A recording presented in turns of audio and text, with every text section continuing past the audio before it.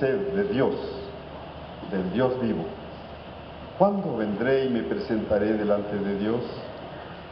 Fueron mis lágrimas mi pan de día y de noche, mientras me dicen todos los días, ¿dónde está tu Dios?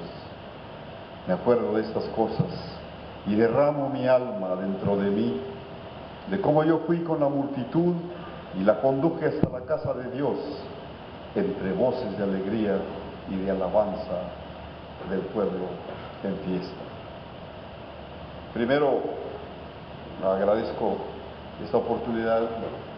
Estamos trabajando sobre una renovación de la liturgia en nuestras iglesias presbiterianas y me invitaron aquí a compartir con el seminario de la iglesia, del presbiterio, este taller sobre liturgia. Y por eso el sermón de hoy tiene ese sabor litúrgico, el sabor de valorar el culto a Dios. Pero también no me imaginaba lo que mi hermana Linda iba a hacer, así que le expreso mi gratitud. A mí me da mucho miedo, últimamente he recibido muchos reconocimientos, tanto de la Asamblea General como del Seminario Presbiteriano, de algunas iglesias, y mi papá tenía una frase muy chiapaneca que decía: hijo, cuando estas cosas sucedan, que no se te suba el pozol a la cabeza. El pozol es una bebida chiapaneca que tomamos allá, y Dios quiera que en medio a veces, porque nosotros no hacemos más de lo que debemos, solamente hacemos lo que debemos, que Dios nos guarde siempre dependiendo de Él, no de nuestra capacidad ni de nuestras fuerzas. Y el tema de hoy es un tema que ustedes lo han oído en varias ocasiones, los medios de gracia. ¿Qué es un medio de gracia? La palabra lo dice claramente, es un medio, no es un fin. Es algo que nos acerca a Dios, es algo que nos mantiene con Dios, es algo que ayuda a vivir la vida cristiana, es algo que nos ayuda a desarrollar nuestros principios y nuestra visión en la iglesia. Y, por ejemplo, un medio de gracia es la Biblia. La Biblia no es para adorarla, la Biblia es para leerla, porque la lectura de la Biblia nos acerca a Jesucristo, nos lleva a los pies de Jesucristo. Es un medio, la Biblia es un medio que Dios usa para que usted y yo y el que la lea conozca al Señor Jesús. Por eso es un medio de gracia. Y el culto, hermanos, es también un medio de gracia. Es algo en donde nosotros nos conocemos como cuerpo visible de la iglesia, el cuerpo de Cristo. Cuando estamos regados, no nos sentimos cuerpo de Cristo. Cuando estamos juntos, somos cuerpo de Cristo. Cuando la gente pasa y nos mira reunidos, dicen: allí está la iglesia, cuerpo de Cristo, se hace visible los domingos. Por eso, pero ¿cuál es la función de la iglesia? Es continuar el trabajo de Jesucristo. Es, en cierta manera, enseñarnos a vivir la vida cristiana. En la iglesia tiene cabida los niños, las mujeres, los hombres. Y el salmista decía que hasta las golondrinas tienen nidos en la casa de Dios, en donde se manifiesta la iglesia. Entonces vamos a ver, pero esta es uno de los medios de gracia que, si no la apreciamos, nos pueden ser quitados. Vamos a empezar con este salmo, porque es un salmo que se escribe en medio del dolor. de la ausencia de la comunidad cristiana. No sabemos exactamente quién haya escrito el Salmo, aunque parezca en las notas que es más que el de Coré. Algunos piensan que este Salmo lo escribió David cuando estuvo huyendo y su vida estaba en peligro. Y en esa experiencia él sintió que su vida se acababa, se moría. Estaba en medio de un pueblo distinto a la fe que él profesaba. Y por eso este salmo es un grito de angustia. Es un grito y desesperación por no tener cerca al pueblo de Dios, al cuerpo de Cristo. Empecemos a analizar este salmo. Dice: como el ciervo brama por las corrientes de las aguas, así clama por ti, oh Dios, el alma mía. Mi alma tiene sed de Dios, del Dios vivo. Por supuesto que dioses hay por todas partes.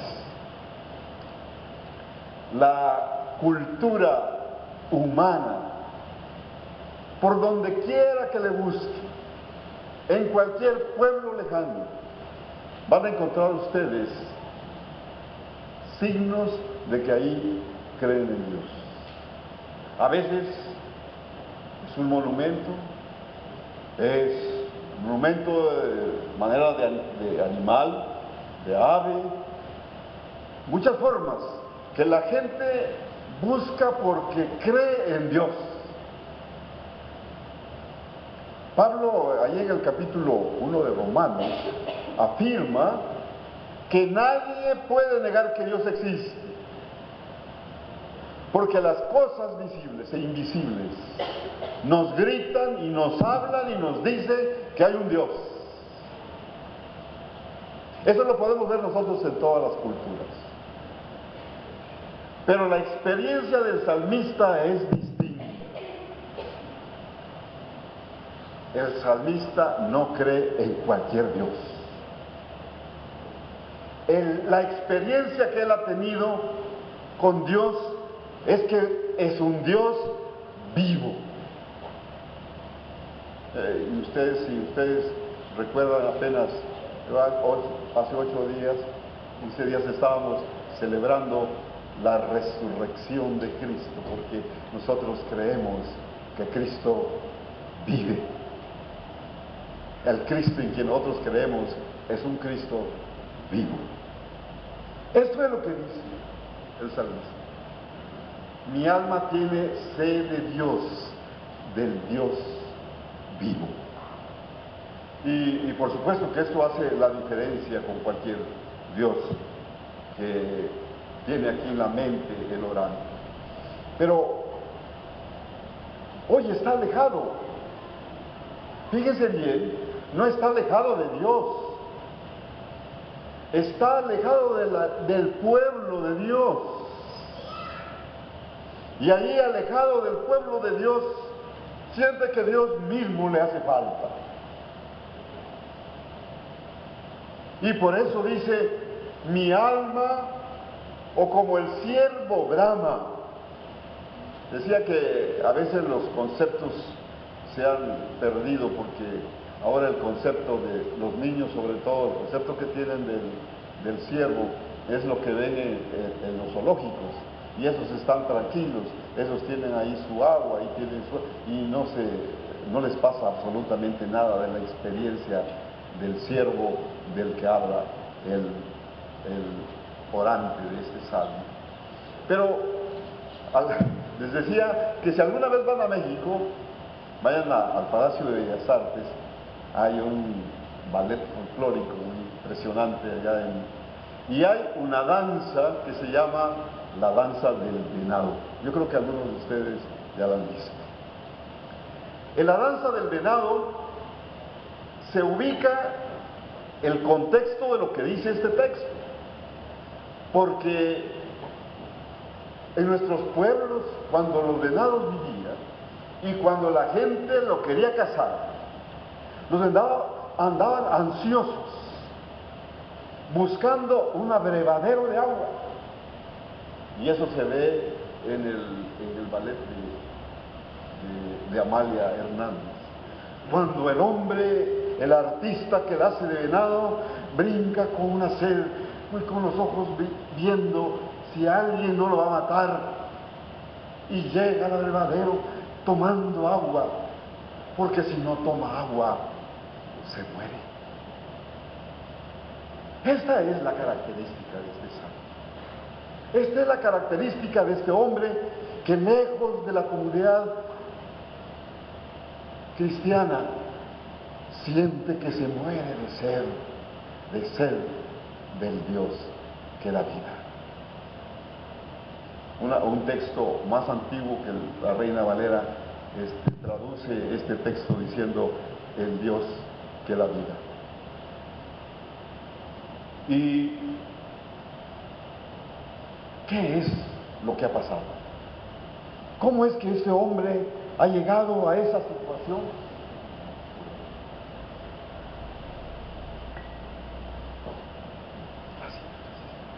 Ya no encuentro el texto. Cuando está en una situación de esta naturaleza, con este dolor, él sufre. ¿Y saben qué recuerda? Recuerda el culto de Dios. Y aquí dice, en el versículo 2, dice: mi alma tiene sed de Dios, del Dios vivo, y se pregunta, ¿cuándo vendré y me presentaré delante de Dios? Y dice luego: me acuerdo de estas cosas y derramo mi alma dentro de mí, de cómo yo fui con la multitud y la conduje hasta la casa de Dios, entre gritos de alegría y del pueblo en fiesta. Qué interesante es, hermanos, que el concepto que aquí tiene el salmista del culto es que es una fiesta. Y a veces uno pregunta, ¿nuestros cultos son una fiesta o son muy tristes? Fíjense que cuando hay fiestas, uno las busca.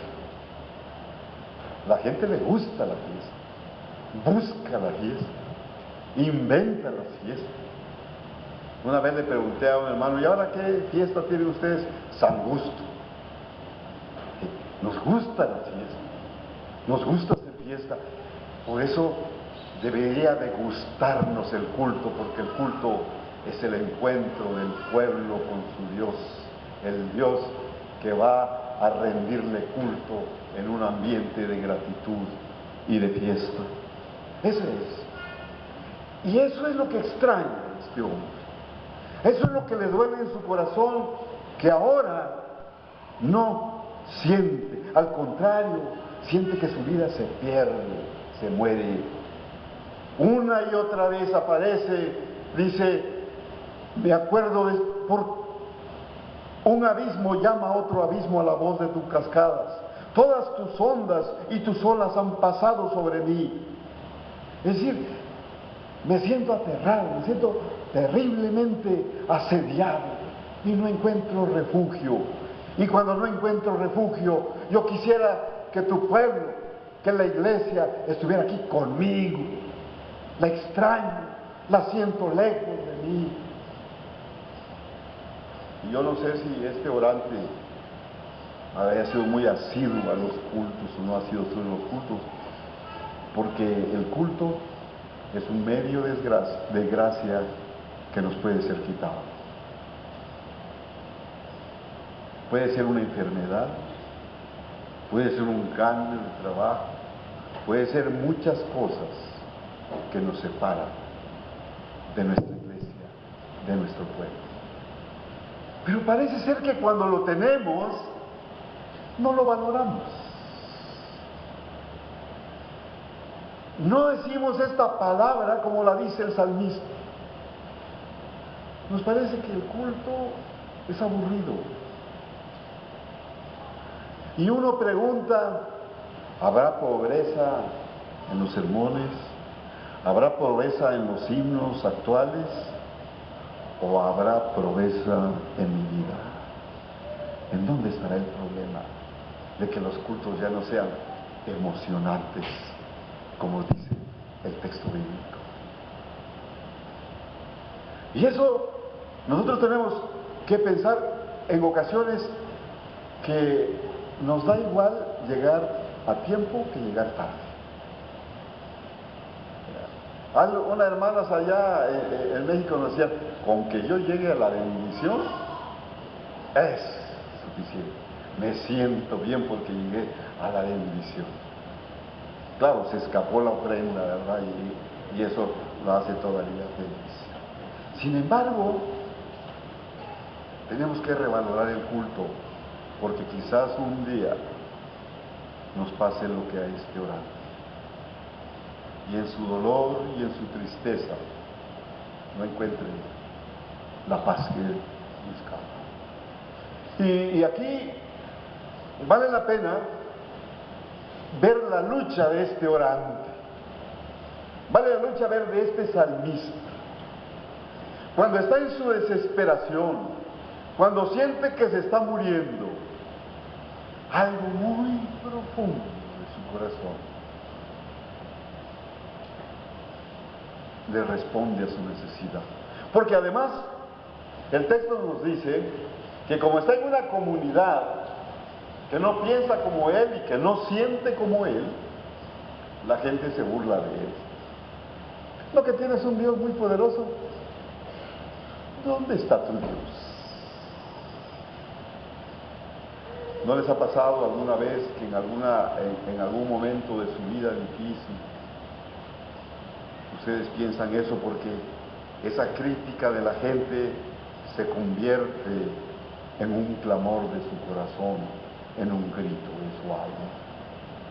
De pronto él adquiere esas preguntas que la gente le hace, y también él se pregunta, ¿dónde estás, Dios mío?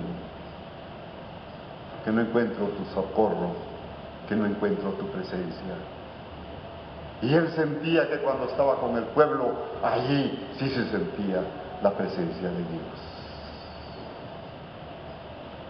Pero hay algo que viene de lo alto, a alguien que haya disfrutado la comunidad cristiana, y le dice, ¿por qué te abates? ¿Por qué te turbas? Espera en Dios, porque aún he de alabarlo, Dios mío y salvación mía. Aquí está la lucha de su corazón y la lucha de su alma, pero hay una ayuda especial espiritual. ¿Cuántos han experimentado esta experiencia? Uno recuerda a Job. Job está en un profundo dolor. Está enfermo, llagado, sangrando, postrado entre la ceniza.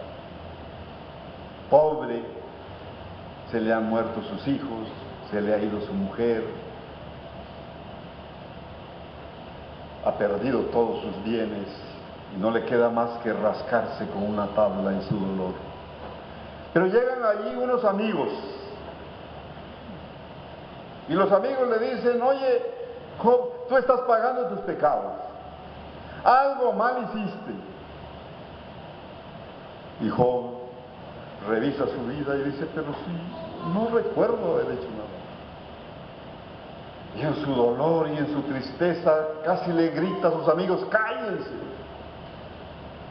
Pero de pronto algo nace de su corazón y dice, yo sé que mi Redentor vive, y un día mis ojos, estos ojos, lo verán.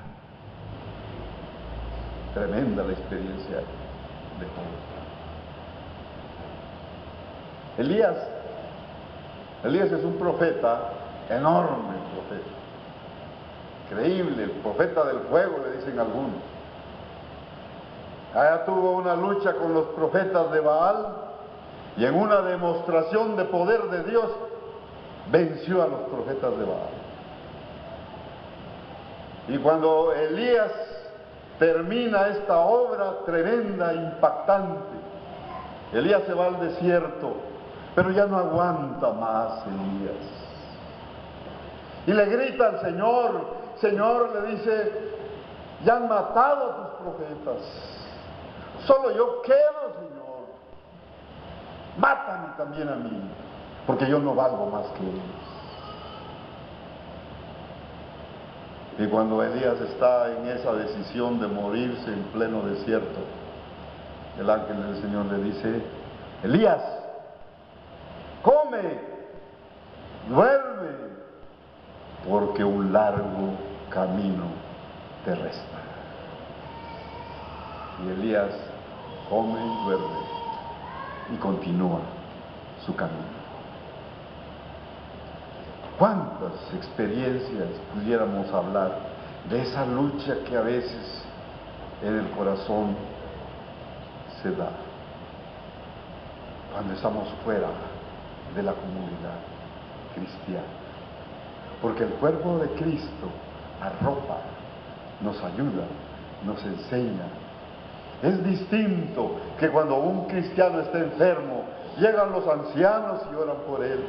En la iglesia se está orando, salen los boletines, el cristiano se siente cobijado por la familia de Dios. El culto cristiano representa para el cristiano un alimento, algo que lo nutre, algo que lo ayuda a continuar en su camino hacia el reino de Dios. Esa es la comunidad cristiana. Ese es el grito de dolor de este hombre que ya no tiene a su comunidad. Hace muchos años, algunos todavía recordan la triste experiencia humana de un grupo de países que se volvieron un bloque comunista y donde las iglesias casi fueron destruidas.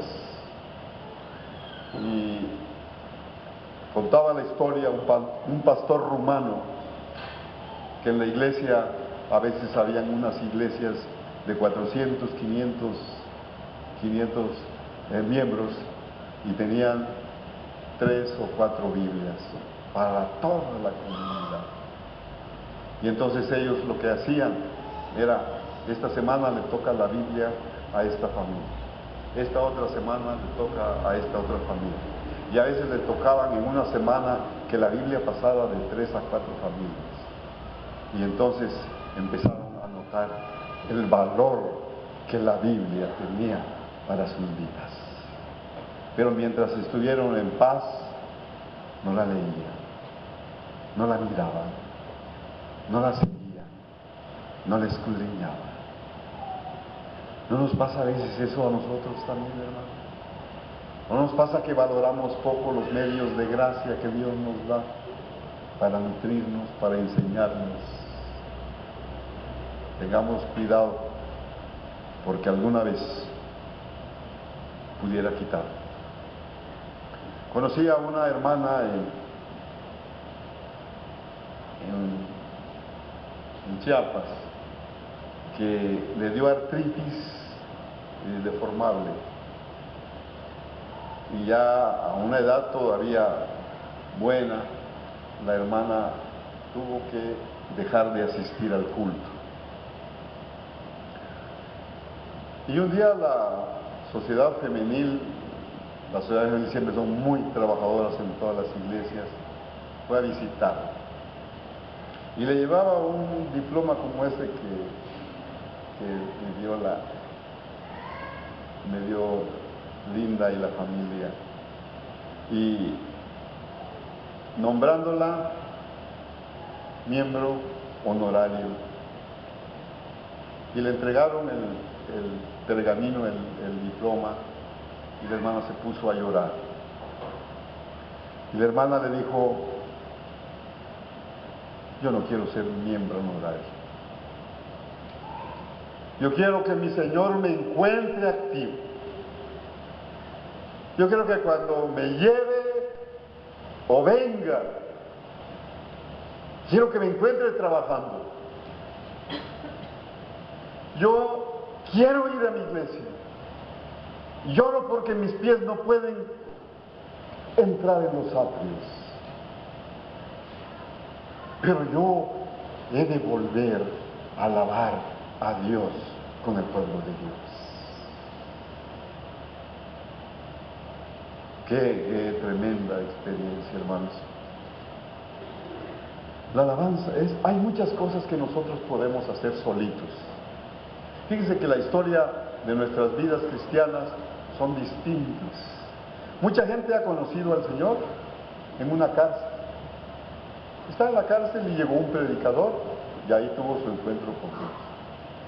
Otra gente ha conocido a Dios en un hospital, estaba enfermo y llegaron unos hermanos a visitarla, le hablaron del Señor y conoció al Señor. Nosotros podemos conocer al Señor en muchos lados. El Señor está en todas partes. Pero hay algo que no podemos hacer solitos. Es sentirnos cuerpo de Cristo para alabar a Dios. Eso solo es en la iglesia, en la comunidad de nuestra iglesia. ¡Qué tremenda es! Cante usted un himno solito. Se va a sentir el más triste de todos. Cántelo en la comunidad de los creyentes y el himno más sencillo se convierte en canto angelical. Ahí nos ayudamos todos. Ahí se esconde de los que cantan bien y los que cantan mal. Ahí no se oyen distinciones. Es el coro del pueblo de Dios. Qué interesante es, hermanos, la alabanza. ¿Cuántas cosas trae a nuestro corazón la alabanza? Estaba recordando un librito que se llama Osaron Ser Diferentes. Ese librito de Osaron Ser Diferentes es la historia del pueblo Chamula. Yo creo que muchos de ustedes no solamente supieron del pueblo que fue expulsado de sus comunidades y los corrieron por ser cristianos. Les quemaron sus casas, les quemaron sus tierras y tuvieron que refugiarse en otros pueblos. Muchos de ustedes oraron por ellos. Pues ese librito de Osaron Ser Diferentes narra una historia. Había un presidente municipal cruel, terriblemente cruel. Y cuando supo que estaban reunidos en un culto, fue y capturó como a 100 gentes, porque estaban haciendo el culto. Y los metió en una cárcel donde apenas cabían, como cuando se suben al metro, empezaron a empujar para que cupieran adentro de la cárcel esas 100 personas. Y decía el que contaba la historia, sentíamos morirnos de sed, de angustia. Y allí en la desesperación muchos empezaron a llorar por estar en la cárcel. Y estando allí, dice, un hermano sacó de su morral, como pudo metió la mano y sacó un himnario. Y poniéndolo en alto lo empezó a cantar. Y la gente empezó a cantar el himno. Cuando terminamos de cantar, dice el hermano, era como si un jarro de agua nos hubiéramos bebido, que refrescó nuestra garganta y que refrescó nuestros cuerpos. Qué distinto es cantar. Ustedes saben que la alabanza es algo que lo tenemos que hacer como pueblo. Aquí habla, aún he de alabarle. El pueblo de Dios ha cantado en todo tiempo. Tanto el libro de Job como el de Isaías dicen que cuando Dios puso la primera piedra de la creación. Lo hizo en medio del canto de los serafines y de los querubines, entonaban un canto a Dios mientras Él colocaba la primera piedra de la creación. Ha habido cantos.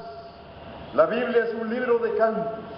Canta Moisés, canta Miriam, canta Job, canta David, canta Salomón, cantan hombres, cantan los ángeles. Y la iglesia ha cantado en tiempos buenos y en tiempos malos. Que compusieron los cantos que hoy se llaman y que los coros lo cantan los negros espirituales o los espirituales negros, que hablan de la esperanza de un pueblo esclavo en un país que no es el de ellos, que es lejano, pero tienen la esperanza en el Dios vivo, en el Dios de la vida.